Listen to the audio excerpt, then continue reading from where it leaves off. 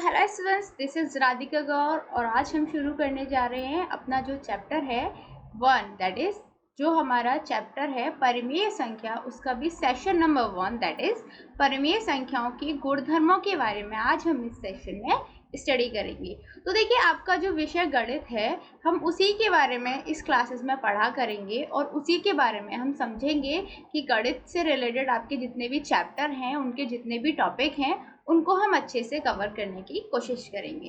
तो चलिए शुरू करते हैं। देखिए, सबसे पहले बात आती है कि जो परिमेय संख्या है वो होती क्या है। अब सिंपल सी बात है, जब हमें कोई चैप्टर को समझना है तो हमें ये भी पता होना चाहिए ना कि जो चैप्टर है वो किस बारे में है। तो चैप्टर जब परिमेय संख्याओं के बारे में है तो हमें ये भी पता होना चाहिए कि जो परिमेय संख्या है वो आखिर होती क्या है। देखिए, यदि किसी वास्तविक संख्या को दो पूर्ण संख्याओं के अनुपात के रूप में व्यक्त किया जा सकता है तो उसे क्या कहते हैं? परिमेय संख्या कहते हैं। क्लियर? यदि कोई वास्तविक संख्या है, क्या है? कोई भी हमारी वास्तविक संख्या है, यदि हम उसे दो पूर्ण संख्याओं के अनुपात में व्यक्त कर पा रहे हैं तो जो संख्या होगी उसे हम क्या कहेंगे? परिमेय संख्या कहेंगे। परिमेय संख्या को इंग्लिश में हम कहते हैं रेशनल नंबर। क्या बोलते हैं? Rational number. ओके, तो देखिए, कोई भी यदि p अपॉन क्यू में हम किसी भी संख्या को p बटा क्यू की फॉर्म में लिख पा रहे हैं, जहां p और q दोनों क्या है? पूर्ण संख्याएं हैं। कैसी संख्याएं हैं? पूर्ण संख्याएं हैं। और जहां q का जो मान है वो 0 के बराबर नहीं है, q is not equal to 0, तो जो परिमेय संख्या होगी वो एग्जैक्टली जो संख्या होगी p बटा क्यू, वो क्या होगी? एक परिमेय संख्या होगी। समझे? देखो, समझो, कोई भी दो पूर्ण संख्या है उनको हमने p बटा क्यू की फॉर्म में लिख लिया। यहाँ पे q 0 के बराबर यदि नहीं हो तो जो ये संख्या है p बटा क्यू, ये कैसी संख्या होगी? एक परिमेय संख्या होगी। कैसी संख्या होगी? परिमेय संख्या होगी। क्लियर हुआ? ठीक है, तो जैसे 1 है, 2.4 है, 3/5 है, 0.7 है, ये सब क्या है? ये सब परिमेय संख्याओं के ही उदाहरण हैं। क्लियर? अच्छा, देखिए, जब परिमेय संख्याओं की बात करते हैं तो अब हम उनके गुणधर्मों की बात करेंगे। तो जो परिमेय संख्या होती हैं उनके कुछ गुण होते हैं। जैसे पहला होता है समृद्ध गुण। तो पहले हम देखते हैं कि पूर्ण संख्याओं के लिए समृद्ध गुण क्या होते हैं। उसके बाद हम देखेंगे कि जो परिमेय संख्याएं हैं उनके लिए समृद्ध गुण क्या होते हैं। तो पूर्ण संख्याओं के लिए जो समृद्ध गुण है वो आप 7-6 में पढ़ चुके हो, बट एक बार फिर से मैं आपका रिवीजन करा देती हूँ। देखिए, योग के अंतर्गत यदि हम समृद्ध गुण देखें, योग के अंतर्गत, ठीक है, योग के अंतर्गत यदि हम समृद्ध गुण देखेंगे तो देखेंगे कि जो भी संख्या है 0 + 5 5 के बराबर होगा, जो कि एक पूर्ण संख्या है। 4 + 7 किसके बराबर होगा? 11 के बराबर होगा, ये भी एक पूर्ण संख्या है। तो व्यापक रूप से किन्हीं दो पूर्ण संख्याएं a + b के लिए a + b हमेशा एक पूर्ण संख्या होगा। समझे? मतलब कोई भी एक संख्या a है, कोई भी एक संख्या b है, यदि उन दोनों को जोड़ेंगे तो a + b जो आएगा वो भी कैसा होगा? पूर्ण संख्या होगा। इसका मतलब हम ये कह सकते हैं कि जो पूर्ण संख्याएं हैं वह योग के अंतर्गत कैसी हैं? समृद्ध हैं। समझे आप कि जो पूर्ण संख्याएं हैं वह योग के अंतर्गत समृद्ध हैं। समृद्ध के बाद, योग के अंतर्गत समृद्ध के बाद आता है व्यवकलन के अंतर्गत। तो देखिए, यदि एक पूर्ण संख्या में से किसी भी पूर्ण संख्याओं को घटाएंगे तो जो पूर्ण संख्या है ऐसा आना जरूरी नहीं है। जैसा कि इस उदाहरण में हमने देखा कि 5 में से 7 गया, -2 बचा, और -2 एक पूर्ण संख्या नहीं है। तो हम क्या कह सकते हैं कि पूर्ण संख्याएं व्यवकलन के अंतर्गत समृद्ध नहीं होती। क्लियर? गुणन के अंतर्गत देखते हैं अब। देखिए, गुणन भी एक बहुत बड़ा फैक्टर है। देखिए, 0 × 2 0 आया, मतलब एक पूर्ण संख्या आया।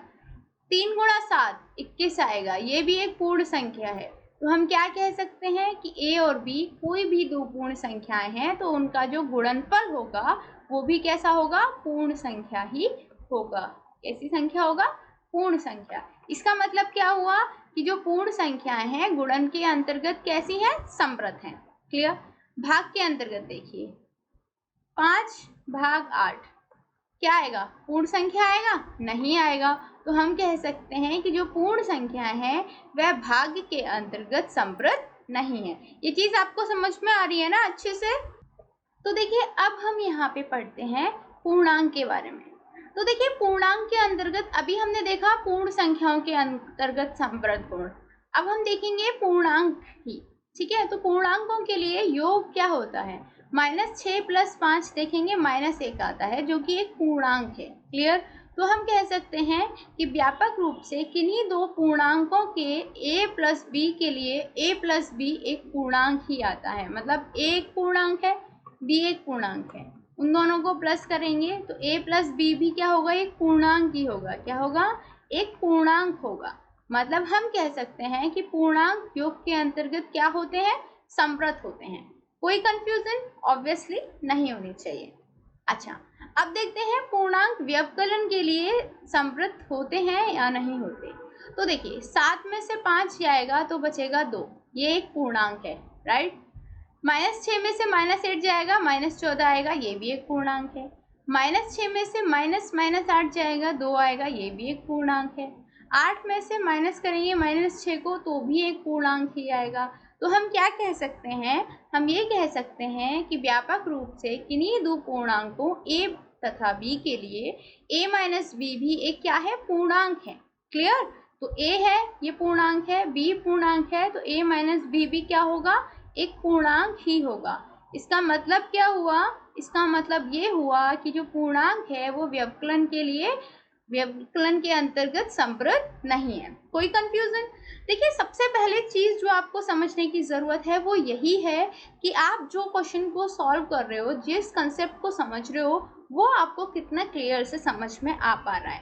तो जैसा कि अब आपको यहाँ पे क्लियर हो गया होगा कि जो पूर्णांक है उसके लिए व्यवकलन क्या है? संप्रत है। क्लियर? अच्छा, अब आते हैं गुणन और भाग के लिए भी एक बार हम देख लेते हैं। तो देखिए 5 × 8 ये किसके बराबर होता है? 40 के बराबर। ये क्या है? एक पूर्णांक है। -5 × 8 ये किसके बराबर आएगा? 8 पंजे 40 माइनस का, ये भी एक पूर्णांक होगा। -5 × -8 ये 40 के बराबर आएगा, ये भी एक पूर्णांक होगा। तो हम क्या कह सकते हैं कि व्यापक रूप से किन्हीं दो पूर्णांकों a तथा b के लिए a × b भी क्या होता है? एक पूर्णांक होता है। क्या होता है? पूर्णांक होता है। क्लियर? तो पूर्णांक गुणन के अंतर्गत कैसे होते हैं? संप्रत होते हैं। क्लियर? देखिए भाग की बात आती है। अब देखिए 5 भाग 8 करेंगे तो ये पूर्णांक नहीं आएगा, ये पूर्णांक नहीं आएगा। तो हम क्या कह सकते हैं कि भाग के अंतर्गत यह संप्रत नहीं होते हैं। क्लियर? तो ऐसे ही चीज़ों को हम समझते जाते हैं और बहुत ही आसानी से हम अपने कंसेप्ट्स को क्लियर कर लेते हैं। डिपेंड करता है कि जब हम कंसेप्ट्स को क्लियर कर रहे थे तब हमने एग्जाम्पल्स कितने लिए, और आई होप कि मैं जो एग्जाम्पल्स दे रही हूँ उसके अकॉर्डिंगली आपको सब कुछ समझ में आ रहा होगा। यदि नहीं आ रहा है तो आपको पता है ना आपको क्या करना है। आपके वीडियो के इधर देखिए कॉर्नर में आस्क एनी डाउट कॉर्नर है, आस्क एनी डाउट कॉर्नर। यहाँ पे आपको जो भी कंफ्यूजन है आप अपनी पोस्ट कीजिए, मैं आपको डायरेक्टली रिप्लाई कर दूंगी। राइट? अच्छा देखिए अब आते हैं परिमेय संख्याओं के बारे में। तो देखिए अब एक चीज स्मरण कीजिए कि यदि कोई भी संख्या परिमेय संख्या कहलाती है तो क्या होता है? उसे p/q की फॉर्म में लिखा जाता है। किसकी फॉर्म में लिखा जाता है? p/q की फॉर्म में। और वहाँ पे भी q जो है वो 0 के बराबर नहीं हो सकता। यदि ऐसा होगा तो वह संख्या जो है वो जो संख्या है हमारी वो ऑब्वियसली पूर्णांक संख्या नहीं होगी। तो एग्जाम्पल के लिए देखिए -2 × 2/3 6/7 ये सब क्या है? ये परिमेय संख्या है, क्योंकि यहाँ पे देखिए p/q की फॉर्म में लिख रखी है हमने इन संख्या को, और जो q है वो 0 के बराबर भी नहीं है। ठीक है? तो कोई भी संख्या जो इस तरीके से लिखा जा सके वो सब क्या है? परिमेय संख्या होती है। ठीक है? अब देखिए -4 है, ये भी परिमेय संख्या है क्योंकि इसको हम -4/1 की फॉर्म में लिख सकते हैं। तो ये कैसी संख्या हो गई? परिमेय संख्या हो गई। क्लियर? 0 एक परिमेय संख्या है क्योंकि 0 को 0/1 की फॉर्म में लिख सकते हैं। -2 एक परिमेय संख्या है क्योंकि -2 को भी -2/1 की फॉर्म में लिख सकते हैं। तो कोई भी संख्या जिसमें q 0 के बराबर ना हो और उसे p/q की फॉर्म में लिखा जा सके तो उसको हम क्या बोलते हैं? परिमेय संख्या कहते हैं। क्लियर? अच्छा, अब देखिए कि जोड़ के अंतर्गत जो परिमेय संख्या है वो कैसी होती है। तो देखिए, आप जानते हैं कि परिमेय संख्याओं को कैसे जोड़ा जाता है। देखिए, कोई भी हम युग्म ले लेते हैं, हमने ले लिया यहाँ पे 3/7 प्लस माइनस के 5/7, इन दोनों का एलसीएम लिया 56 आ जाएगा। जब हम 56 आ जाएगा, इसको सॉल्व करेंगे। हमने फ्रैक्शन आपको सॉल्व करना सिखाया था 7th क्लास में, तो आई होप आपको अच्छे से फ्रैक्शंस की नॉलेज होगी, आप ये क्वेश्चन को सॉल्व कर सकते हो।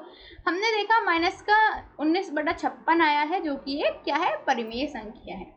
ऐसे ही आप ये वाला युग्म लेके सॉल्व कीजिए, सेम आप ये वाला युग्म लेके सॉल्व कीजिए, तो आप क्या पाएंगे, आप ये पाएंगे कि जो हमारी परिमेय संख्या है उनका जो योग होता है वो भी क्या होता है, परिमेय की संख्या आता है। तो दो परिमेय संख्याओं का योग भी क्या होता है, परिमेय संख्या होता है। कुछ और परिमेय संख्याओं के युग्मों के लिए इसकी जांच कर सकते हैं आप। इसी प्रकार हम क्या कह सकते हैं कि परिमेय संख्या योग के अंतर्गत संवृत होती है। क्लियर, क्या होती हैं, परिमेय संख्या योग के अंतर्गत, किसके अंतर्गत, योग के अंतर्गत क्या होती हैं, संवृत होती हैं। क्लियर, तो दो परिमेय संख्याओं, यदि a और b कोई भी दो परिमेय संख्या हैं तो उनके लिए a प्लस b भी क्या होगा, परिमेय संख्या ही होगा। क्या होगा, परिमेय संख्या ही होगा। क्लियर, कोई कंफ्यूजन ऑब्वियसली नहीं होनी चाहिए। अच्छा, आगे चलते हैं। अब देखते हैं कि व्यवकलन के अंतर्गत भी ऐसा होता है या नहीं। तो देखिए, कोई भी दो परिमेय संख्या लेंगे, उनका अंतर भी परिमेय संख्या होगा या नहीं, हमें ये निकालना है। तो जैसे हमने -5/7 -2/3 ले लिया, इनका एलसीएम लिया 21 आया, इसको सॉल्व किया, 5 × 3 माइनस का 2 × 7, ये हो गया 29/1, किसका, माइनस का। तो देखिए, ये भी एक क्या है, ये भी एक परिमेय संख्या है। आप इसको भी सॉल्व करके देख सकते हैं, इसको भी हल करके देख सकते हैं। तो आप क्या पाएंगे, आप पाएंगे कि कोई भी परिमेय संख्याओं के युग्मों की जांच कर लें हम, लेकिन हर बार हमें क्या मिलेगी, परिमेय संख्या ही मिलेगी। तो हम कह सकते हैं कि किन्हीं दो परिमेय संख्याओं a एंड b के लिए जो a माइनस b है वो भी क्या है, एक परिमेय संख्या ही है। क्लियर, कोई कंफ्यूजन, ऑब्वियसली आपको इस चीज़ में कोई कंफ्यूजन नहीं होनी चाहिए। देखिए, सिंपल सी बात है, कोई भी हम फैक्ट को स्टडी कर रहे हैं, आपको कंसेप्ट क्लियर करना है, दैट्स इट, और कुछ नहीं करना आपको। ठीक है, अच्छा, आप देखते हैं गुणन के अंतर्गत क्या होता है। देखिए, गुणन के अंतर्गत हम दो परिमेय संख्याओं को लेते हैं, एक संख्या हमारी ये है, एक ये है, दोनों की गुणा करेंगे, उत्तर हमारा ये आ जाएगा, जो कि एक परिमेय संख्या है। ऐसे ही इसकी भी गुणा करेंगे तो भी हमें परिमेय संख्या ही मिलेगी। इसका मतलब क्या हुआ, इसका मतलब भी ये हुआ कि जो कोई भी युग्म ले लें हम, किसी की भी जांच कर लें, लेकिन जो गुणनफल है वो परिमेय संख्या ही आता है। तो हम कह सकते हैं कि परिमेय संख्याएं गुणन के अंतर्गत संवृत होती हैं। अर्थात ये कि दो परिमेय संख्याएं a तथा b के लिए a गुणा b भी क्या होगा, परिमेय संख्या ही होगा। मतलब ये, यदि एक नंबर है a, एक है b, दोनों यदि परिमेय हैं, दोनों परिमेय हैं, तो a गुणा b जो होगा वो भी क्या होगा, परिमेय संख्या ही होगा। क्लियर, कोई कंफ्यूजन ऑब्वियसली नहीं होनी चाहिए। चलिए, अब देखते हैं भाग के अंतर्गत क्या होता है। ठीक है ना, देखिए, भाग के अंतर्गत भी आपको समझने की ज़रूरत इसलिए है कि आपको देखिए, जोड़, घटाव, गुणा, भाग, चार के लिए आपको ये गुणधर्म आने ही चाहिए। तो देखिए, हमने देखा दो संख्याएं हैं, -5/3 और 2/5, भाग देंगे हमें आ गया -25/6। आप इनको भी भाग दे के देख सकते हैं। तो आप क्या पाएंगे, आप ये पाएंगे कि जो संख्या आ रही हैं वो कैसी संख्या है, परिमेय ही है, परिमेय ही है। तो आप क्या कह सकते हैं, आप कह सकते हैं कि किसी भी परिमेय संख्या a के लिए a गुणा 0 परिभाषित नहीं है, अतः परिमेय संख्याएं भाग के अंतर्गत संवृत नहीं है। क्यों, क्योंकि देखिए, a में यदि भाग देंगे 0 का तो ये परिभाषित नहीं होगा।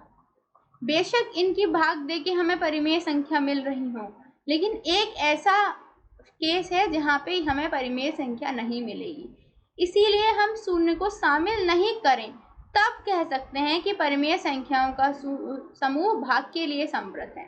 समझिए कि यदि हम शून्य को भी शामिल करें तो भाग के अंतर्गत जो परिमेय संख्याएं हैं वो समृद्ध नहीं होती, ठीक है। लेकिन यदि हम शून्य को शामिल ना करें तो बाकी संख्याओं के साथ जो परिमेय संख्याओं का समूह होता है वो भाग के अंतर्गत समृद्ध होता है। समझ में आया? आई होप आपको ये चीज़ बहुत अच्छे से समझ में आ चुकी होगी। तो देखिए आज हमने क्या पढ़ा, आज हमने यही पढ़ा कि परिमेय संख्या क्या होती है। हमने रिवीजन किया कि पूर्णांक और पूर्ण संख्याओं के लिए जो समृद्ध गुणधर्म है वो कैसे काम करता है, और इसी के साथ में हमने ये देखा कि परिमेय संख्याओं के लिए समृद्ध गुण किस किस में काम करता है। मतलब हमने देखा कि योग के अंतर्गत समृद्ध गुण हमारा रहता है, व्यवकलन के अंदर भी रहता है, गुणनफल के अंदर भी रहता है, जबकि भाग के अंतर्गत हमारा समृद्ध गुण काम नहीं करता है यदि हम जीरो को भी शामिल करें। यदि जीरो को हटा दें तो हम कह सकते हैं कि भाग के अंतर्गत भी जो हमारी परिमेय संख्या है उनके जो गुण है, मतलब जो परिमेय संख्या है वो उनका जो समूह है वो भाग के अंतर्गत भी समृद्ध रहेगा, लेकिन तब जब हमने जीरो शामिल नहीं की हो। Okay, so that's all for today. मिलते हैं अगले सेशन में, तब तक के लिए शुक्रिया एंड गुड बाय।